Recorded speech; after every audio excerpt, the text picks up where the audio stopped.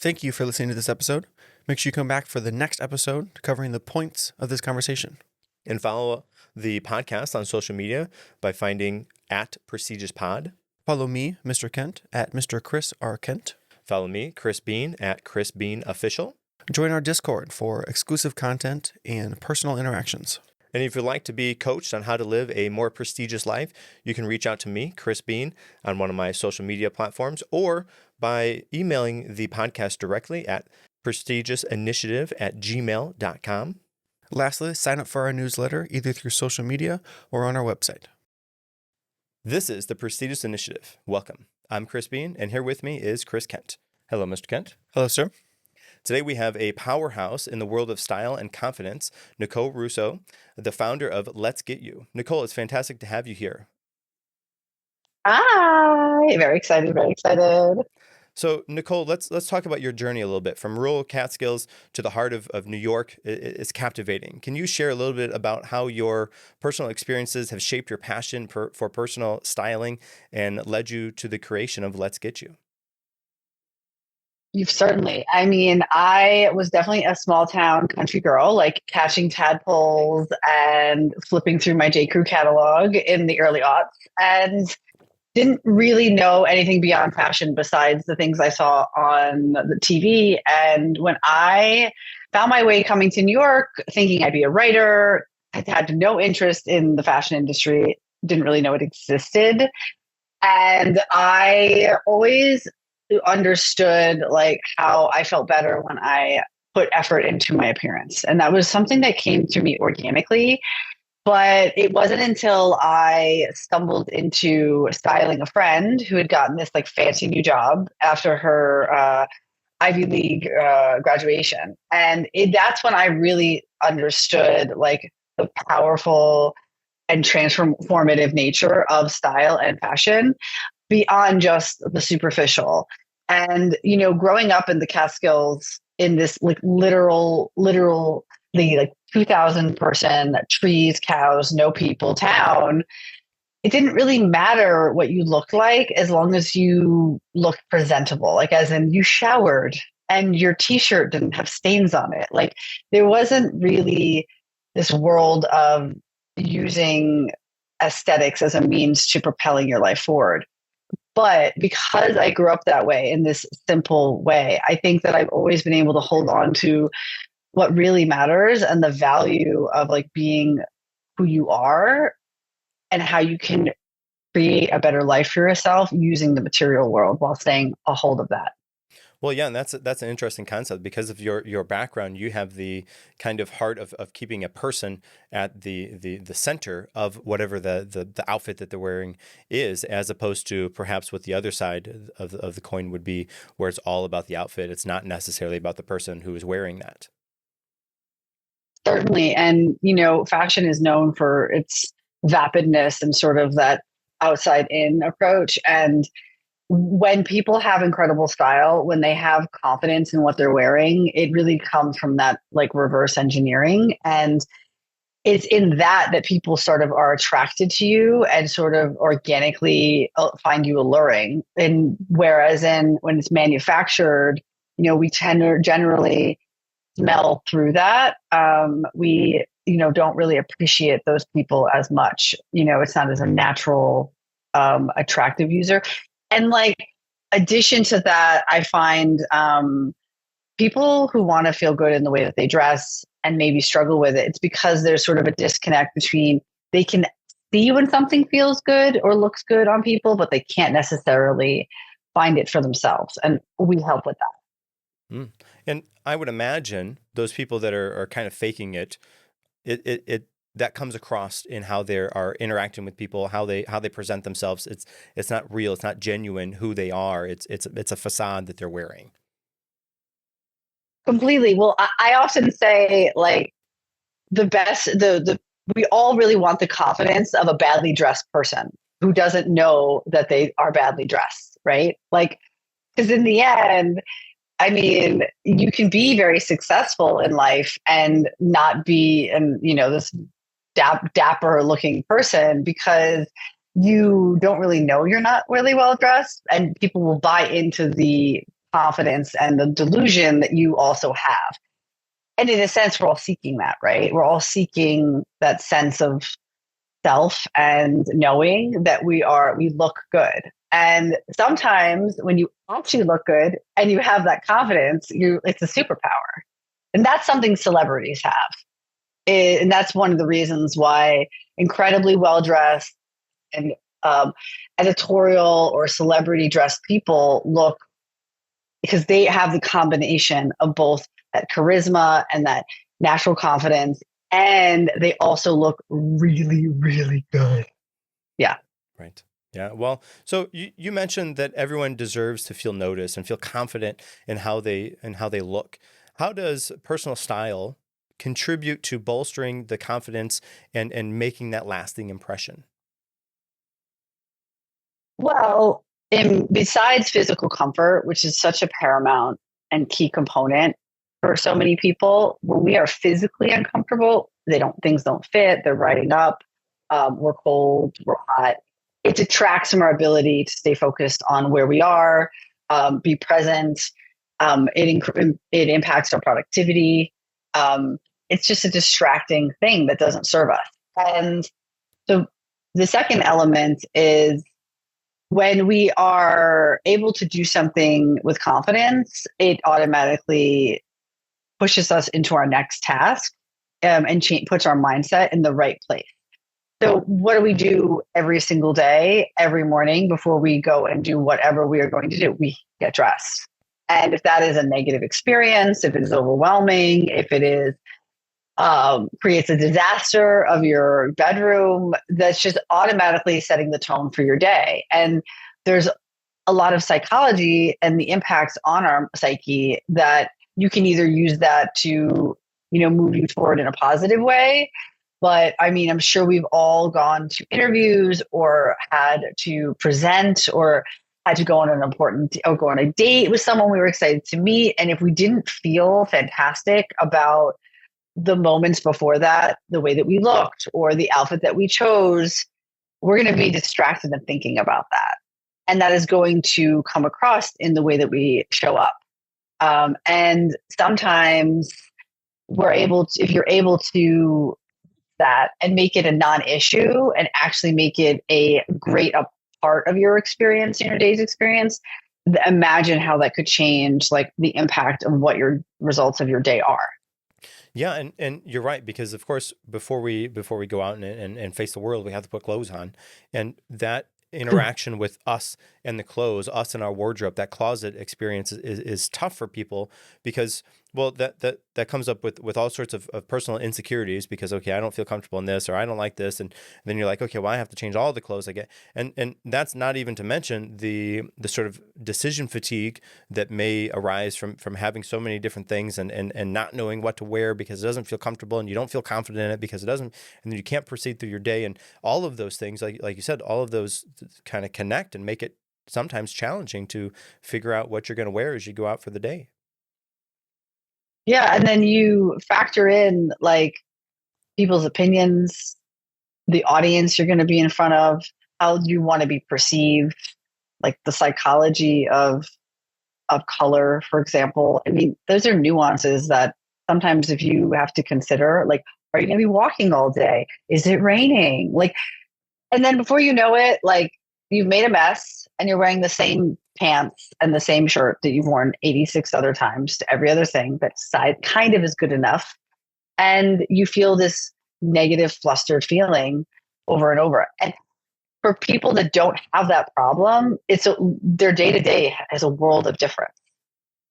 Yeah, I agree. And it's magical. Yeah, it's definitely magical. So I'm intrigued by your insights on how dressing with intention can enhance confidence and self-expression. Can you elaborate on the connection between wardrobe choices and personal empowerment? Well, I liken it to, for anyone who's old enough to know the story of Dumbo, I call it the Dumbo feather effect.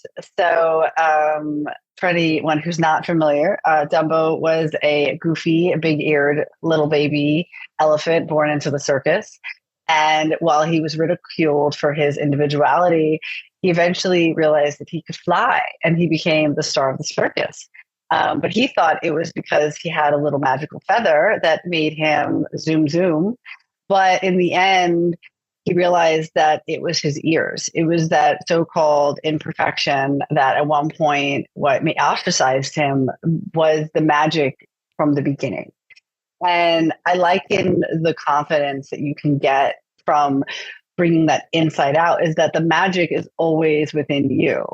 And you just use tools like a feather to kind of delude yourself into thinking there's something else out there. It's, for some people, it might be a great fitting suit or a cool pair of socks or a wonderful high heel, but you can use clothing to change your mood and to change who you think you can be. And when you put on that costume or that uniform or that piece that changes your mind about yourself, you then will change the minds of others of who you are. And you will maybe take risks that you wouldn't normally take because you now have your Dumbo feather. And I've seen it time and time again with my clients. I've used this for myself. And it makes people feel like it's almost like a muscle. The more you take risks with your fashion and you put yourself out there and you realize that it actually isn't so scary, that you've gotten through the day, you maybe even got compliments, you maybe even got positive attention, you'll take more and more risks. Things that were once scary are no longer as scary. And, we can use that when we're jumping out of planes or, sending the email we're afraid to send. But, fashion is a really easy, safe way to do that without a lot of negative consequences. You're not going to die. You're not going to lose your job. You're not going to lose the sale. But it in itself is a way to stretch that risk and have a little fun too.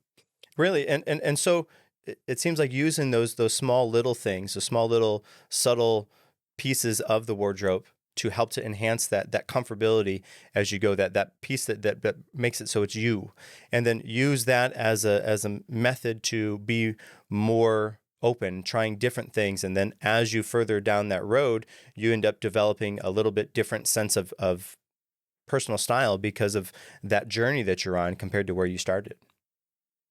I mean, completely. I have a client who has been working with me since I started almost about 12 years ago. And when I met her, she was dressing like a Chase bank teller and she was working in sales for Google. And she was like, she literally had like the blue button down. I was like, girl, and she knew it. And, initially, it was huge for her to take any kind of risks. I mean, it was such a big deal for her even to wear like dresses in a certain way. And now when we work together, she sends me pictures from like Tokyo. And it's like, how to integrate like this style. So that doesn't mean that we're also like not adverse to things for, or change, but our style will evolve. And what was once like overwhelming or so outside the box, or it will change. You will change. Right. And I think the cool part about that is as you start that journey, you start to tweak and change and do different things. That's where innovation can come from, and where maybe not necessarily innovation in the sense of reestablishing what style means, but your own sense of what style means, and in that innovation for yourself and changing from where you were to where you are. And it all starts by adding and tweaking and changing and seeing how it fits on you. And is it comfortable, and can you get through your day, and how does it feel? And I'm sure that part of that is the externality, meaning the people saying, oh, I really like that on you. And then that makes you feel more comfortable and more confident. And then that doubles down and has a better effect. Completely. I mean, external validation is like, I always tell people, like, get ready for the compliments. It is the number one indicator that we've had a successful service and work together. And the thing about the compliments is that,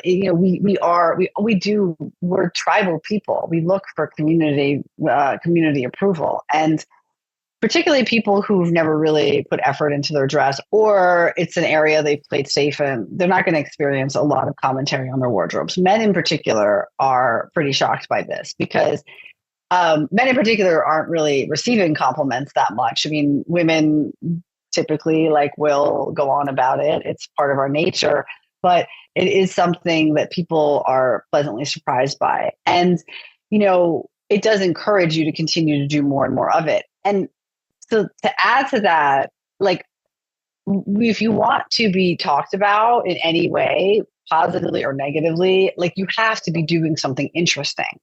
And being like of the status quo in your style, that doesn't mean you have to be wearing a tutu, but anything that is like slightly outside of the norm of your environment or your typical form of dress is going to attract attention, and that is going to make people talking about you. And people talking about you means you matter at work, in love, in life.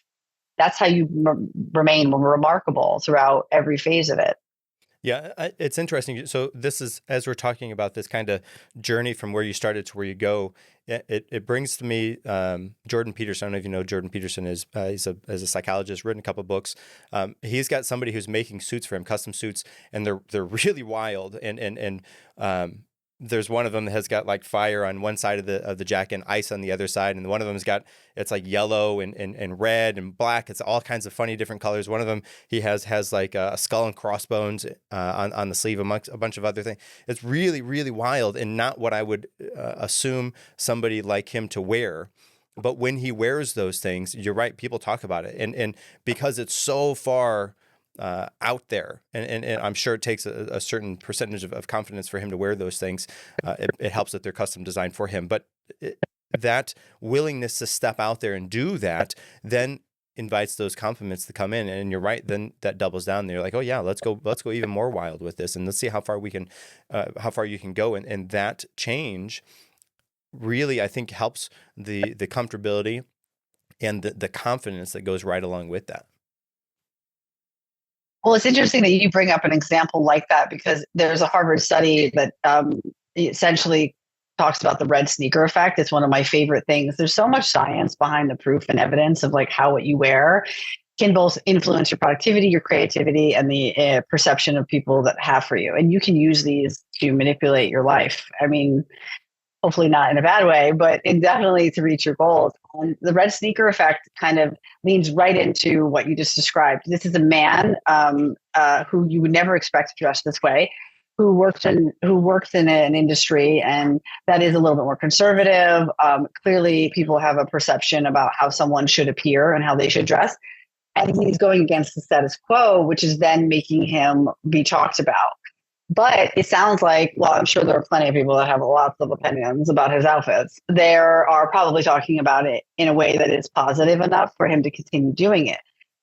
And the red sneaker effect pretty much says that people that go against the status quo of an expectation of dress or what the culture expects of you, when they do it in a way that makes them look that they're doing it with competency and confidence, it makes people respect them, even though they're technically breaking the rules. It makes people see you as though you're like have an elevated sense of knowing, which is why, but it's a fine line, it sounds like what he's doing.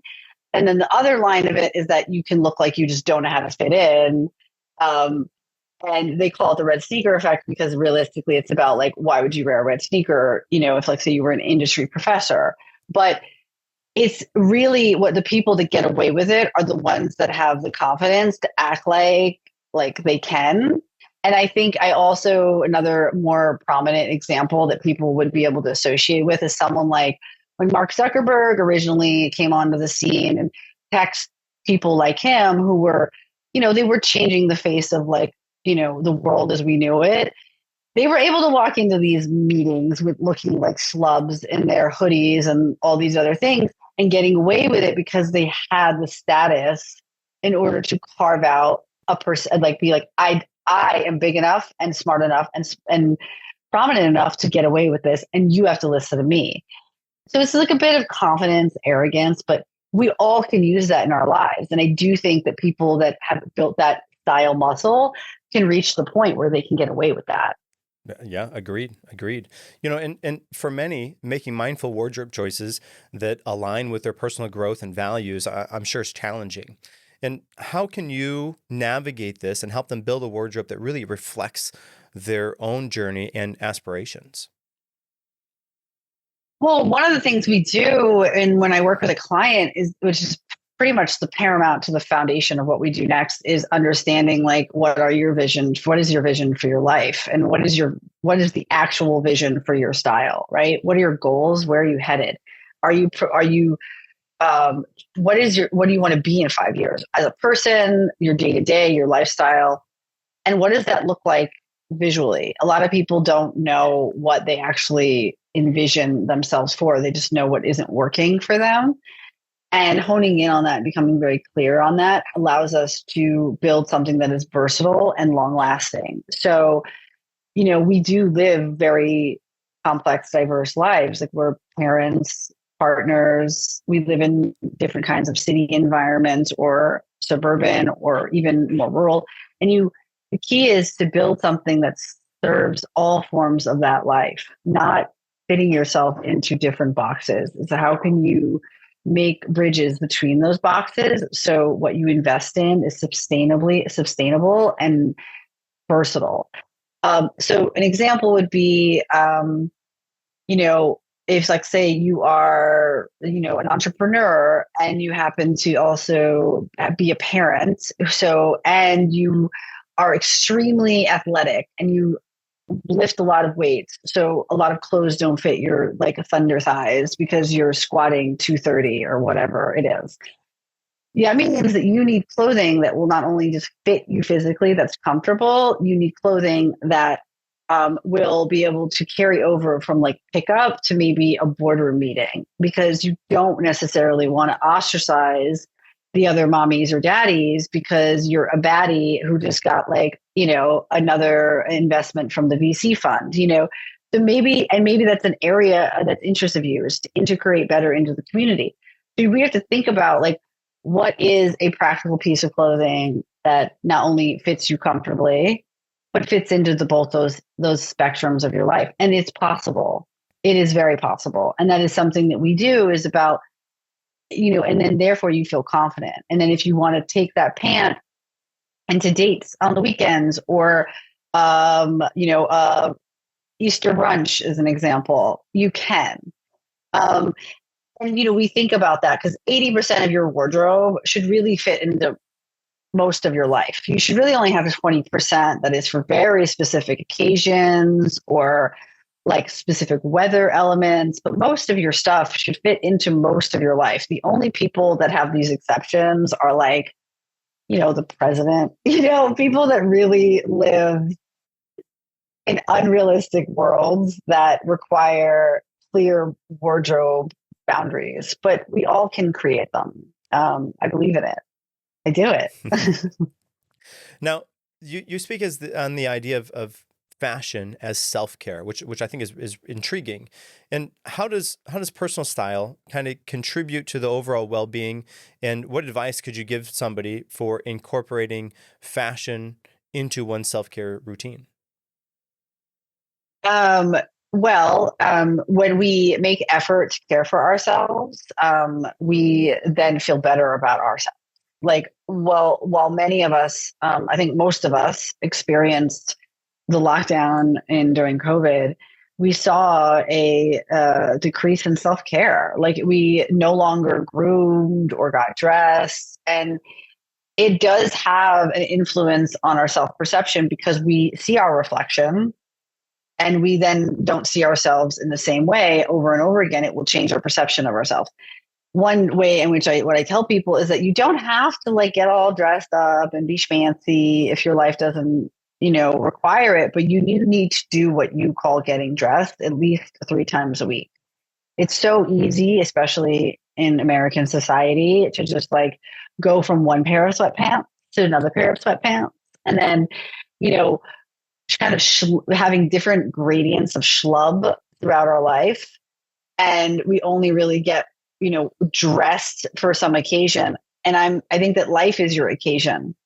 And you're showing yourself love when you care for yourself, when you groom yourself regularly, when you choose to present yourself the best. Where if you ran into an ex or a potential client or like the mean mommy that you don't really like to see, you don't run away from them when you're picking up your morning coffee. You feel confident to be like, oh, hi, actually, I'm cute today and I'm going to do this because like we feel better. We feel like we're presentable. And if you do it 3 times a week, you basically, the reason I say 3 is the magic number is that you then are equaling the amount of days essentially. You're a little over half the amount of days that people would typically expect you to get dressed up, which is 5, which means that it's a bit and it's your normal. So you see you perceive yourself as an attractive human being who's polished and put together. And the other reason it's helpful is frankly like if you aren't wearing your clothes, you aren't going to know if they fit, you aren't going to know if they serve a purpose. Like you need to wear your clothes to actually know whether or not they're worth keeping. Right. And so it's interesting you talked about that with self-care, because of course, when you dress a certain way, you feel a certain way. When we've talked about that already, but I can remember hearing stories about school.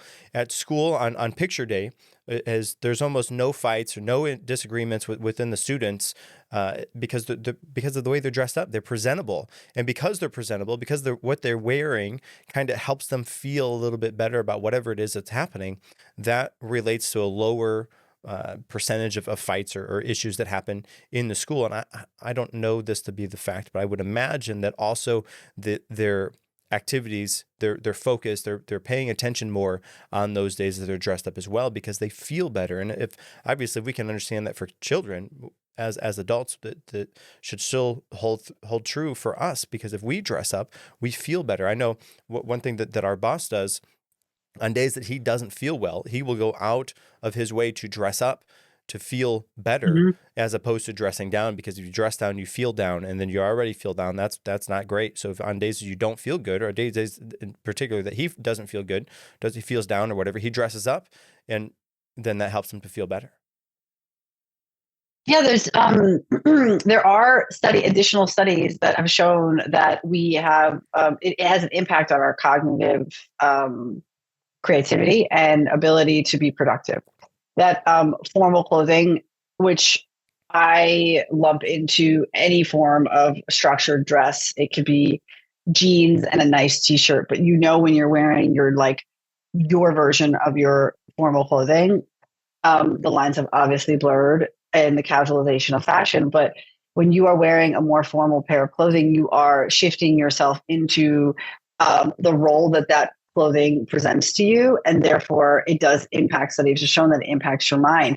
One study in particular, which is like long story short, put people in white lab coats, and some people were told they were a painter, some people told they were a doctor, and it significantly impacted their self-perception simply because of what they believed that lab coat represented.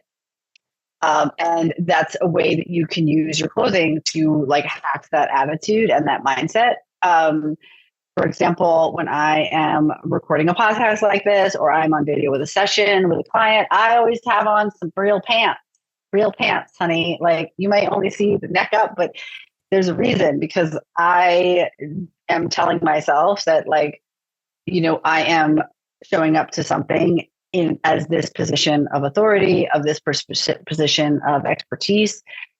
It also forces me to sit up straight. Amy Cuddy talks about the power poses, and how you stand and the position you hold your body in. It can influence both yourself of your power and others' perception of your power. And nothing will make you stand up straight and sit up straight quite like hard pants. Your fitted jeans are definitely going to make you sit up. Blazers, sports, any kind of sport coat forces you to hold your shoulders up. All of these things will influence the way that you perceive yourself.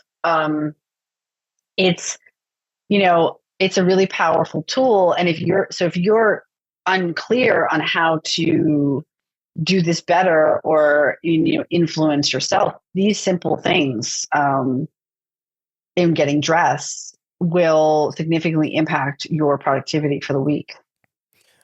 Absolutely, fully agree. Now, I'm curious. with your business, let's get you have a transformative ethos for that. And I'm wondering, can you walk us through how your services, both in person or even digital, empower individuals to build confidence and create a stylish wardrobe? Well, having a stylist wardrobe is, as we've talked about, is a catalyst to elevate your entire life. So once you are capable of having a new identity shift where you see yourself as a person who now is stylish or attractive or cool or this pulled together person that you want to be perceived as, you can't unsee it. It's sort of like, um, you are this new identity. And once you've achieved it with this effortlessness because we've kind of walked you through it, and all of these limiting beliefs or these hurdles that you've previously had, like things didn't fit, you couldn't pull things off, you're overwhelmed or anxiety while you're shopping, the confusion of like how to put an outfit together, all of these problems you used to have no longer exist because they've been solved and you understand why. And so now you're left with these dozens of outfits that you feel really great in, that you get to go out into the world and get the validation of other people thinking you look hot also. But then that perception of yourself when you look in the mirror as this attractive person, it's like a cell turnover. You now are her or him. Like that is your identity. So achieving that allows you to never have to go back to it because you now no longer associate who you are as an individual with the old you that you used to be. So if in the future, let's say 10 years from now, your body has changed or the clothes are now worn out, you still know that you are a stylish person. It's just, you just need to buy new clothes or you need to make it a priority. It's an external problem. It's not a you problem. So that's a huge part of the transformation. And, another big part of it is that when you, like we talked about before, when you have this level of confidence, I have clients who've gone out and they've left relationships. They've had, the willingness to get a better, newer job because they then saw themselves in this greater light. And that, it really is like sort of like it radiates into the rest of your world. And the experience, whether you do it in person or digital, is designed to put you through these 4 steps. So that way you actually have a new habit and a new self perception, but you develop a sense of understanding and competency.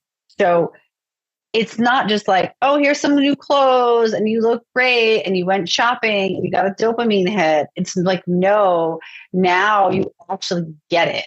Like, oh, it's sort of like this aha moment that you're able to achieve through the 4 steps and the habitual nature in which we like help people overcome any of those shortfalls that they used to have.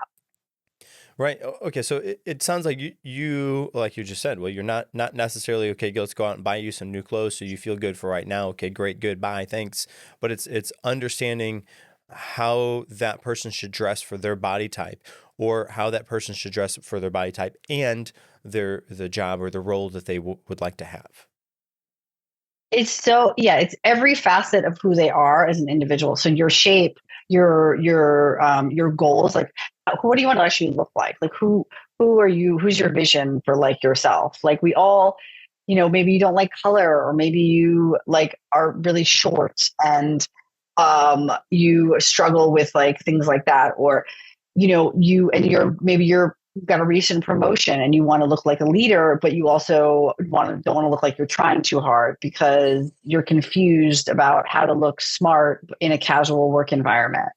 Or maybe, which is a very common thing, is that you're on the other side of aging, and now you're like, I don't want to look old, but I don't want to look like I'm dressing like a teenager also. It's a very difficult thing. So it's the first step of the process is a discovery step that really is about ironing out and understanding who are you, like what is your life, what are your goals, like what do you enjoy, like are you, because a lot of people when they work with a stylist or they consider it, they're really afraid of like, and it's common too, they're afraid of the stylist like forcing their agenda or their sense of their style on the individual. And you're a bad stylist if that's what you do, because a stylist that is very good at their job, they're able to be a conduit essentially to that person's vision for who they want to be. So they can have a wardrobe that is really easy to make outfits together.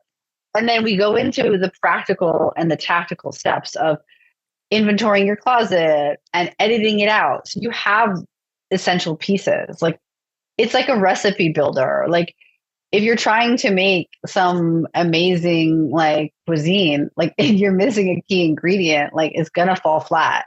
So we want to make sure that whatever your meal that you're hoping to make, that outfit you're hoping to make, is you have the right pieces for it. And what you don't have, that's when we go into shopping and we make sure we find the key pieces. And an important part of the shopping phase is also about, this is where clients really start to like have like a paradigm shift, because, you know, if you don't really enjoy shopping, which is a lot of people, or you find it challenging, this is usually where you have the most issue, because you avoid it, because we procrastinate what is uncomfortable, right? We procrastinate from the painful feelings we don't want to experience. And if I can make shopping an incredibly fun and dynamic and effective, like the most productive shopping day of your life, you're going to start seeing how there's abundance of things available to you. And so what we make sure that like we're not buying just a bunch of junk. Like, it's not about being trendy and like it's not, or about like, you know, making sure you're in the moment. It's about like, is it long lasting? Is there versatility? How does it feel good on your body? Does it fit into the vibe like you're going for? Like, it's gotta feel good. Like, you have to walk away feeling like you were in like a movie montage and like you just got to like shop for funsies and it was like the best day of your life. And you walk away from that into understanding the styling, because the next phase is really just explaining how it's done at home. Like understanding, so that way when you open the wardrobe on your day-to-day, everything you own is going to fit and look good on you. And it's all meant to cohesively work together. And that doesn't matter if you wear mostly neutrals and you're into like quiet luxury, which is all the trend right now, or you are like a pop princess who wants to look like a rainbow. It's achievable regardless of what your goals are. You can, you know, we can make it happen for you. And it's through the understanding and the commitment. Like, we're committed, I'm committed to this client walking away from this being the best investment and experience they've ever had. So they do say it like changed their life. And it's not just, I went shopping, it was cute. Well, okay. So I really like the fact that you don't persuade the clients just to throw everything out and start fresh, but they use some things that they already have. They keep some of those things and use those as they move forward. And on top of that, it's not about buying this one pair of pants for this one outfit, but you can never wear with any other top that you have because it doesn't match. But to have a cohesive wardrobe that you can mix and match, because there's parts of it that will coalesce no matter, you know, what top or bottom you're wearing, and some of it is already in your closet that you already have. It's just understanding when to call on those things and what actually fits with the look that you're striving for at the moment. Precisely. And on top of that, you know, sometimes people, honestly, they have a lot of fantastic stuff. They just have too much junk they're holding on to. Like, some people have a lot of great clothes, but they just don't understand how to like pull it together. And if they have a lot of great clothes, you don't actually need to do a lot of shopping. You may just need to actually focus on like the key pieces that like are able to help you pull it together or make you feel a little bit more fresher or modern for the era that we're in.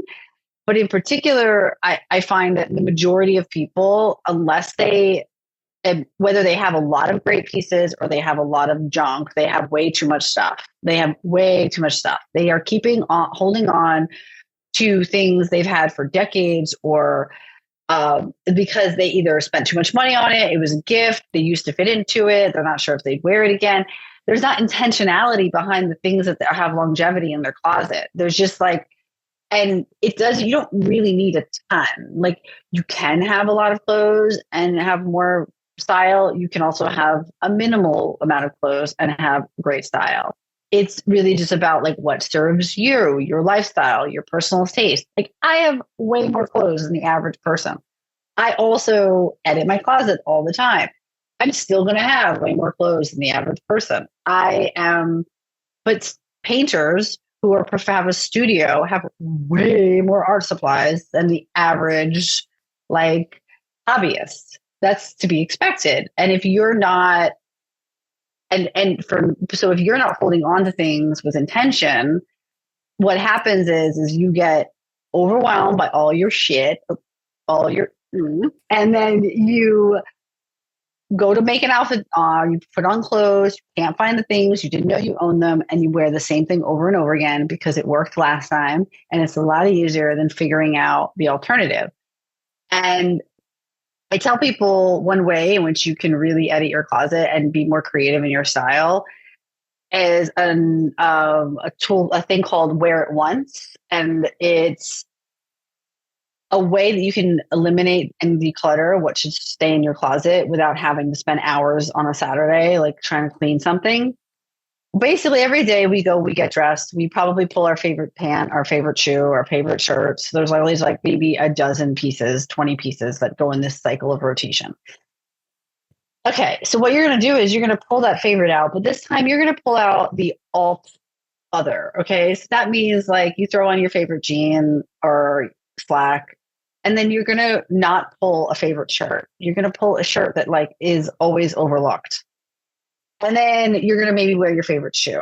And then you're going to maybe wear your favorite blazer. And then you're going to leave in that alt shirt that you never wear. And you're going to have figured out if you still want to wear it. So the goal is that every single outfit you put on every time you leave the house or throw on whatever you're wearing for the day includes one item, an accessory, a shoe, a garment that you don't normally wear. And you can have all the items be something new, but what happens is everyone feels this pressure to wear all their stuff that they don't wear at the same time. And that's going to lead you into failure. And you're going to have the same problems every time as to why you don't wear it. But if you incorporate a piece that is a scary piece in with all your favorites, you're going to feel a lot more confident trying it out. And then what's going to happen is you're going to have the benefits of being creative and wearing something different. But also, if the piece is crappy and it itches or it's uncomfortable or it pulls up your butt or whatever the problem is that you never wore it to begin with, or you just think it's ugly, you're going to get rid of it now because you're going to remember and you're going to be like, oh yeah, why is this junky little shirt in my closet? Then it goes. And slowly, if you do that over and over again, you'll have pruned everything out of your closet that doesn't belong. And you'll have tried it all on. You'll know if it even fits anymore. Half the time, y'all don't even know what fits in your closet because you haven't put it on. And like, you have a 12th grader and you haven't worn it since they were in preschool. And you're like, oh. So go prune using the Wear It Once method, and you will be inspired to be creative stylishly. And you also diminish a significant amount of junk in your closet without actually really trying. I like that. And then, and how that's really cool how useful that is. Anybody can do that with what they already have. Very good. Now, balancing style and convenience is tough, right? It's crucial, especially for high achievers. How does your company provide time efficient wardrobe solutions while ensuring that a wardrobe reflects success? Well, when you are working with us, like you do almost none of all the work. You do nothing. It's you just a few hours, maybe 1 to 2 hours a week maximum that is required of you during our 8-week process.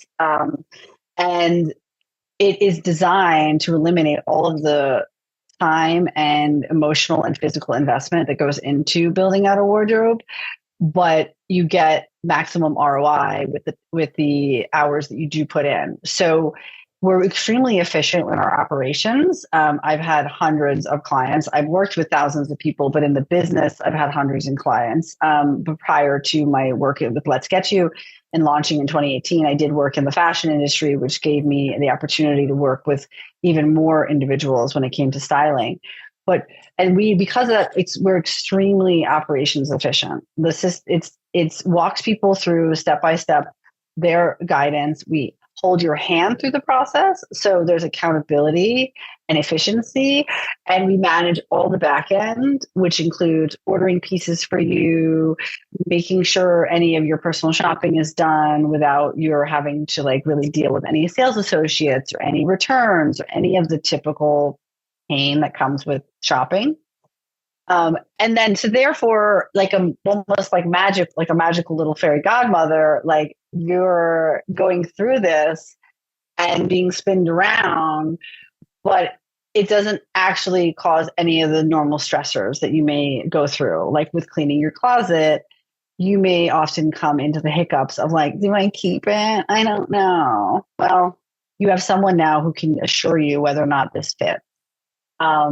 And we lay the bricks one by one. And so that operation efficiency, that hand holding and like white glove type of service, along with a technical expertise, like we have relationships with dozens of retailers, a lot of experience dealing and working with a lot of e-commerce and e-commerce contacts. So there's not a problem we can't really solve, and making sure that the client doesn't have to deal with any of it. Half the time they don't even know the problem exists. Very good. Well, yeah, it seems like you got that dialed in all the way. Very good. Thanks. And also it's one of the ways that we're people that want to work with us are really ready to make a positive change in their lives, and they're looking for someone to guide them. And when we're looking to change, there's sort of a readiness to up level our life, whether that is like, fitness or fashion or, a promotion you take on. And one of the reasons we avoid all of those things is not necessarily because transforming is going to be uncomfortable. It's just that the process isn't great. Like everyone would love to renovate their kitchen. If they can pay to renovate their kitchen and then someone else manages all of it and all they have to do is someone shows them a picture of a tile and says, which tile, you're going to renovate your kitchen. But most people, not everyone has the ability to offload all of that to someone else completely. And when you can comfortably do that and have the long-term, long-lasting change, like a kitchen renovation, which is what we provide, you feel a lot more confident. Most people, when they think of working with a stylist, they expect it to last a year, two, and our typical wardrobes, traditionally, clients tell us their clothes last between 3 to 7 years is a range of average. And that's based on their lifestyle mostly. Like some people, if they become pregnant or they move climates or they have a significant body change, the clothes may not work for them anymore.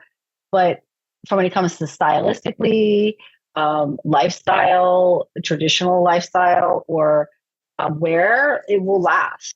The lessons and the experiences about how to find things that fit and what does fit, how to put outfits together, what colors work best for them. All of these things, you can't unlearn. You know them. They're now yours. Yeah, and what a cool way to do that too, because you're like you said, you're setting up them for not only right now success but future success by teaching them that extra information, so that if, for example, they change or they move and the climate changes or whatever, they know that stuff so they can make that change when and if they need to. Very, very good. Now, I'm wondering. Yeah, Well, I was just going to say, you've worked with a diverse range of clients, including members of the Saudi royal family, Google executives. Can you share a memorable client success story that highlights the transformative power of personal styling?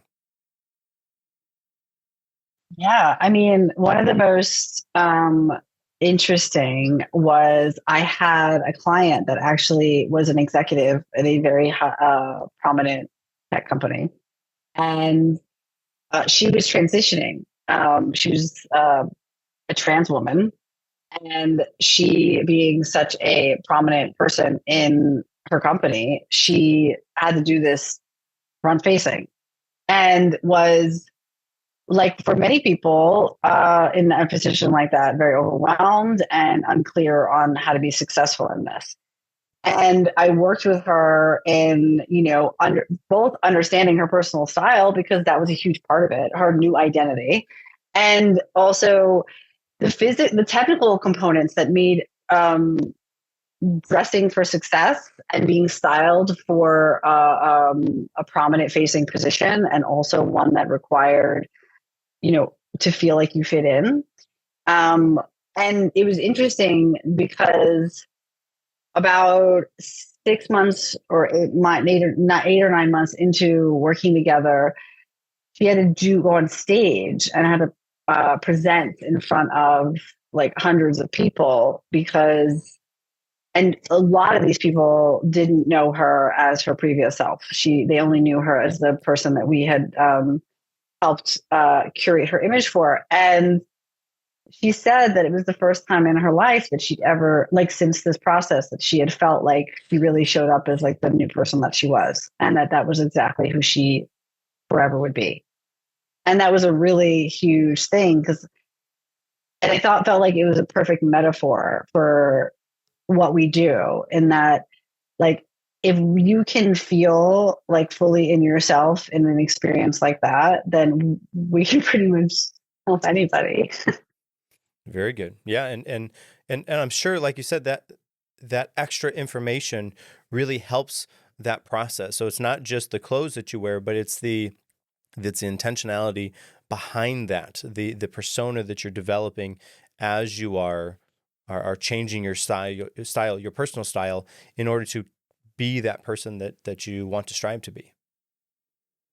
Yeah, I mean, I remember I was at a last summer. I was at like a friend's like barbecue, and there was a woman there who was working at I don't remember, some bank, and she was telling the story about this woman who had just come from a tech company to come be like an executive at her bank, and she had come and like done like a talk with like the company or whatever, and she was laughing because she was like, this woman clearly had no idea how to work, how to dress in a banking atmosphere, because she said she looked like she had her mom's clothes on, because she had clearly worked in a very casual tech environment for decades.